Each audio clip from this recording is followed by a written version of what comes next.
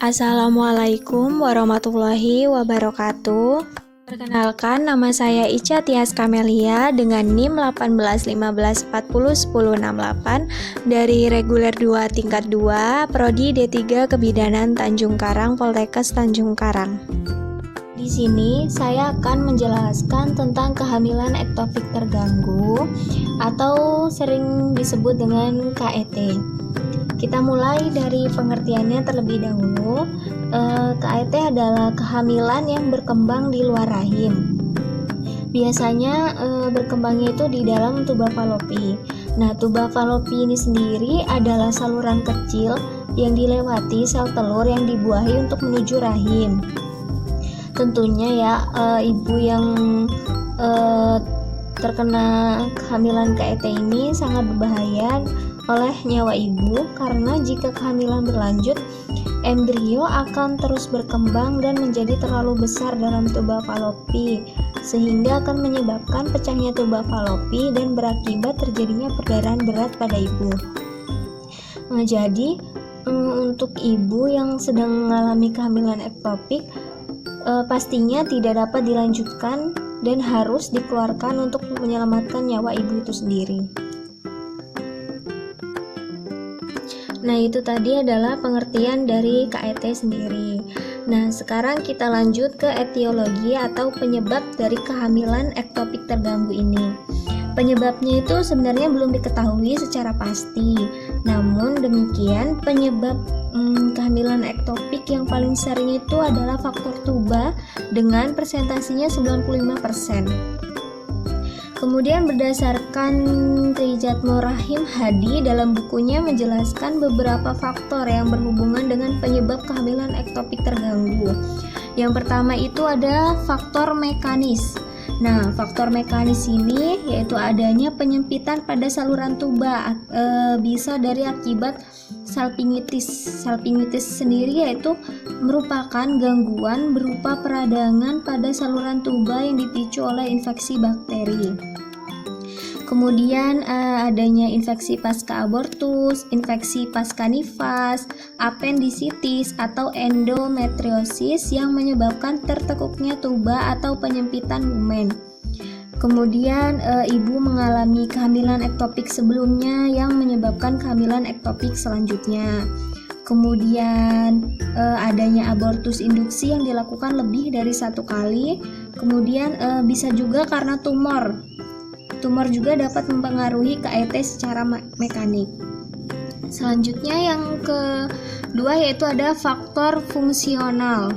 Nah, faktor fungsional ini merupakan faktor yang memperlambat perjalanan ovum yang telah dibuahi ke dalam kavum uteri. Pada faktor fungsional ini yaitu adanya migrasi eksternal dan internal ovum. Kemudian pada wanita yang hanya memiliki 1 ovum, kemudian perubahan mortalitas dari tuba karena perubahan kadar hormon estrogen dan progesteron. Nah, itu tadi adalah faktor fungsional dari penyebab kehamilan ektopik terganggu.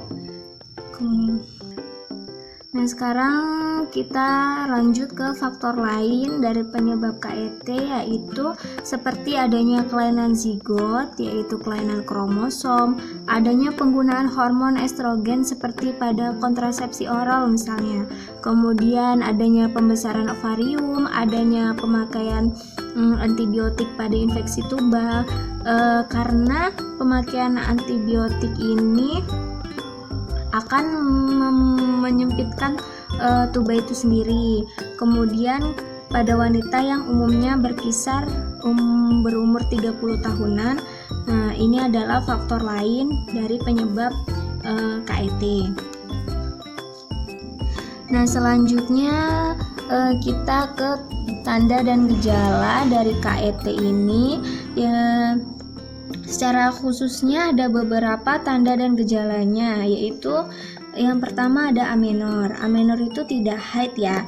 Biasanya terjadi juga pada kehamilan normal seperti yang lainnya, yaitu proses pematangan sel telur yang sudah terhenti ketika ibu sudah mengalami positif hamil.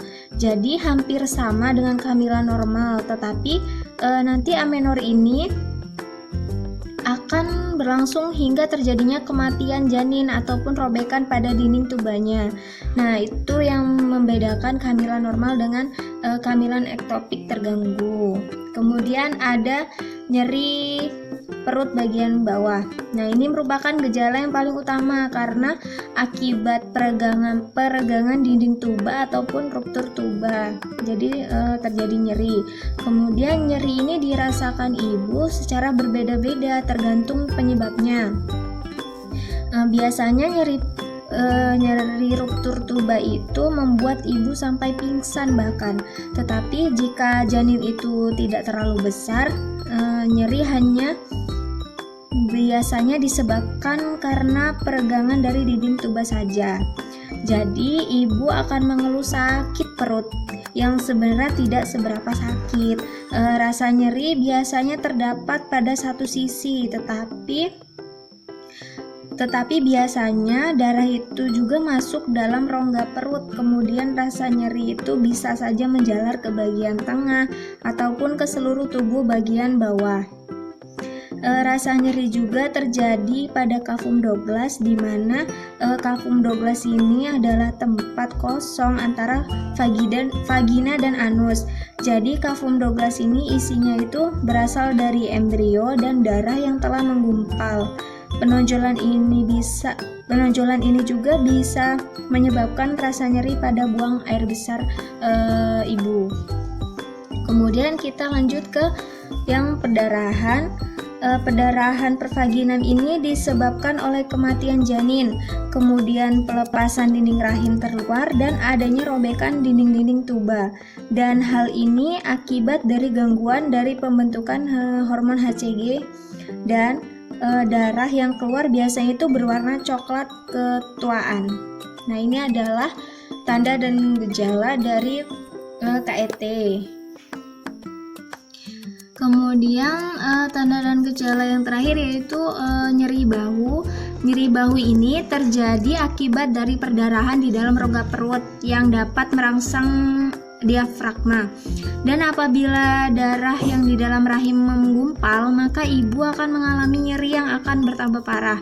Bahkan nyeri tersebut akan menjalar ke bagian tubuh yang lainnya seperti punggung dan seluruh perut.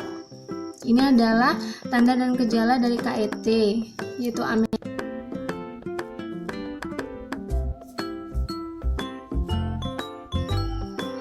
Kemudian ada diagnosis dari kehamilan ektopik terganggu ini. Diagnosis ini untuk penegakan apakah ibu itu mengalami kehamilan ektopik terganggu atau tidak.